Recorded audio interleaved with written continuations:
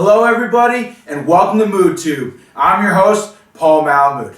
Well folks, it's only fitting that we would follow up arguably the most exciting regular season of all time with one of the most action-packed wildcard weekends ever.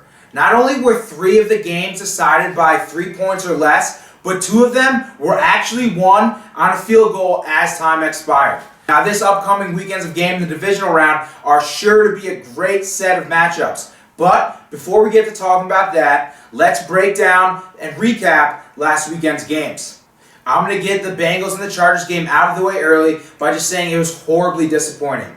Andy Dalton played atrocious, and the Chargers were clicking on pretty much every cylinder in the second half. They ended up winning 27-10 in what was the only quasi-boring game of the weekend. On Saturday night, we saw a great matchup of 2 extremely skilled offenses with defenses that are hit or miss in the Saints and the Eagles.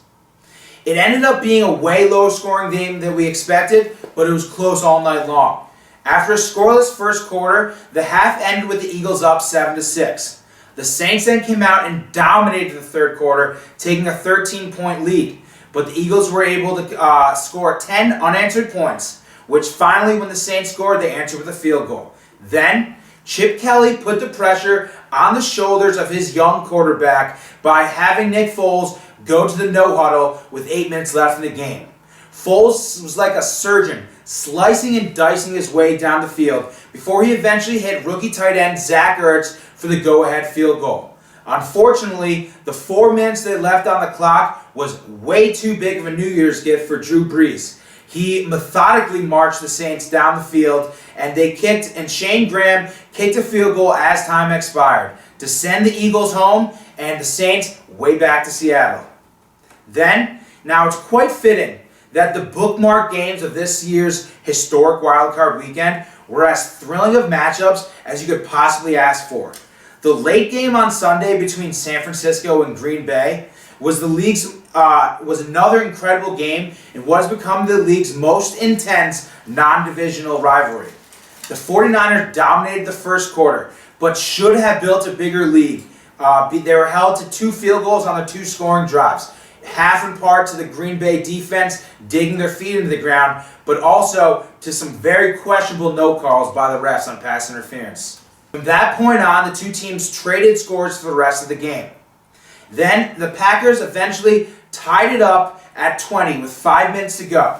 Those 5 minutes was way too much time to give Colin Kaepernick. After not running a lot for most of the season, Kaepernick killed the Packers season with his legs for the 2nd year in a row.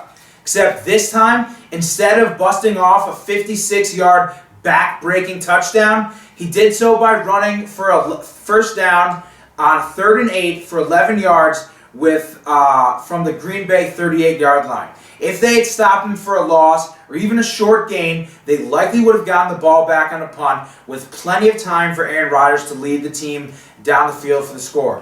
But they weren't able to do it. They couldn't stop him. Kaepernick got 11 yards upfield and out of bounds, and Phil Dawson kicked the game-winning field goal as time expired, sending the 49ers down to Carolina for a rematch of a very exciting game from earlier in the season. Now, the first game of the weekend, which is one I must admit I had my lowest expectations for, turned out to be one of the greatest wildcard weekend games of all time. Jamal Charles got injured a few plays into the game and had to sit the rest of the way out. But Alex Smith and Andy Reid didn't care. On the strength of Alex Smith's arm and the legs of backup running back Niles Davis, the Chiefs opened up a 28-point lead a little bit over a minute and a half into the second quarter. At this point, all signs pointed to the Colts season being over.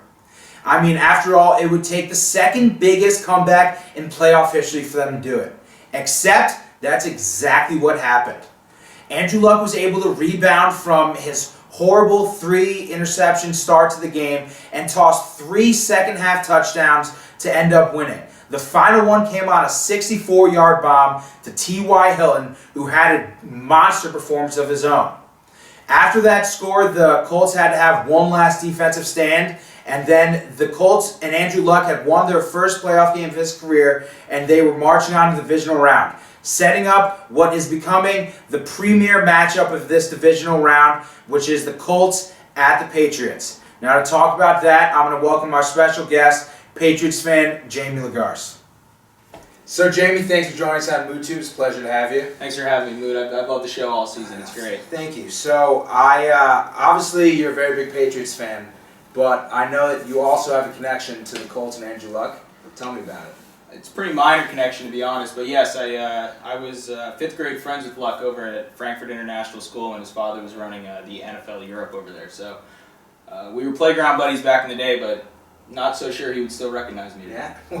Well, I mean, he is all big and famous now, gone Hollywood. But back in the day, was he athletic at all back on the playground, or? Oh yeah. He was always a big kid, always the best at the sports that we were on together. So he was always a good athlete. I never would have known he would be the #1 quarterback, #1 draft pick, but could definitely tell he was a good athlete. So going into this game, are you a little conflicted at all about this kid that you knew all of a sudden is a star NFL quarterback? No. Quick answer, no. Definitely no conflict. Would love to see the Patriots win. If they do lose by any chance, which I don't think they will, I'm a Luck fan after that, but no conflict this weekend. All right. So Jamie, how do you think this weekend's going to turn out for the Patriots? I'm pretty confident in the Pats. Definitely not as confident as the old days when when we were in that Super Bowl run. I think the Pats started off Brady and Belichick at home in the playoffs were 8-0 to start, and now they're 3-3 in the past 6 playoff games at home. So definitely a little wary there, but especially after the loss at home last year to the Ravens. But I think we have it. I think Brady knows that his years are coming to an end, and he's not going to. He's going to take it pretty seriously and come out firing. So I'm hoping we get the W. All right. Now, it's a familiar matchup in the playoffs. It's happened quite a few times before, Colts-Patriots.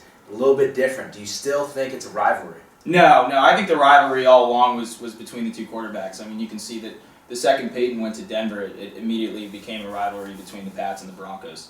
I think it's always been between Brady and Manning, the two best of our era. We've been pretty spoiled to see him play head-to-head so many times. I think, when I was watching some other stuff last week, the other top quarterback matchups in the past only played each other a few times. Marino and Montana only went head-to-head maybe 4 or 5 times, and we've been able to see Brady and Manning go at it for a while. So I don't think the Colts are a rival anymore. If we do get past the Colts and the Broncos beat the Chargers, that would be the big rivalry game for the AFC Championship. So not the Colts right now, though. All right, now one last question. Obviously, you're a little bit biased, but... Are you biased?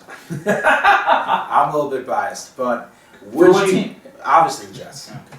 But and when do they play this weekend? It's a good one. That's a good one there, Jamie. But what do you think would be a better AFC Championship game for the NFL? If the Colts prevail and it's Andrew Luck versus Peyton Manning, or if it's the old rivalry, Tom Brady versus Peyton Manning? I think that's a no-brainer, and not being biased at all. I think we're running out of time where Brady and Manning are going to face off head-to-head, and you see how big it is in a regular season matchup, let alone to go to the Super Bowl. And that's the one thing both of them are fighting for with a couple seasons left. So I think that the league and everybody nationwide, regardless of what team they root for, I think would want to see Brady and Manning go for it. Luck I think will make his rivals with those younger guys as time comes, but love to see Brady and Manning go at it.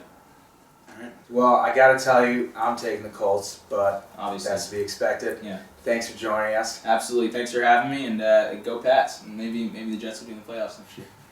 All right. That's a good one. We'll see. Stay tuned for more.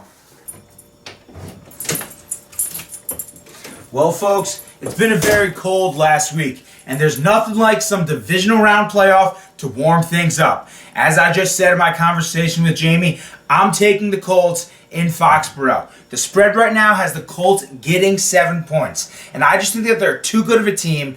They've done too well against the best teams in the NFL this year that they're not going to lose by more than a touchdown. So I'm taking the Colts and Andrew Luck on the road in Foxborough getting 7 points. The next game is the Seahawks versus the Saints. Now, I've gone back and forth on this one because I'm having a hard time believing that the Saints are going to get blown out in Seattle for the second time this year. But when it comes down to it, the Seahawks are the better team, and they're playing in Seattle.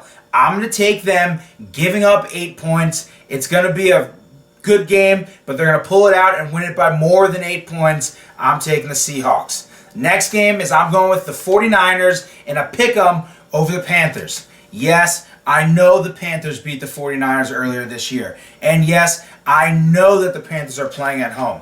But I still think the 49ers are a better team. Sitting out watching last Saturday night's game, I was talking with my friends, and I told them that I decided that if the 49ers did in fact beat the Packers last week in Green Bay, that they were going to be my team to go to the Super Bowl. They took care of business, and they did. I think they win this week. They didn't have Michael Crabtree last time. He's going to be playing. He's going to have a good game, and they're going to win it in a pick-em and go on to play Seattle in the NFC Championship. Which brings me to my last game. I'm taking the Broncos and Peyton Manning giving up 9 points at home over Phillip Rivers and the San Diego Chargers. Yes, they've played 2 close games this year, and yes, the Chargers did beat them the last time they played. But I think Payne is hungry to get the Super Bowl this year, and he's going to come out and prove it. It's going to be an offensive performance by the Broncos that you're not going to want to miss. So I'm taking Manning and the Broncos, giving up 9 points at home. That's it for this week's episode of MoodTube, everybody. Make sure to check back next week to see a breakdown of a recap of this weekend's games and a breakdown of the AFC and NFC Championship matchups. But in the meantime, don't forget to check out the tube because you got to see Mood.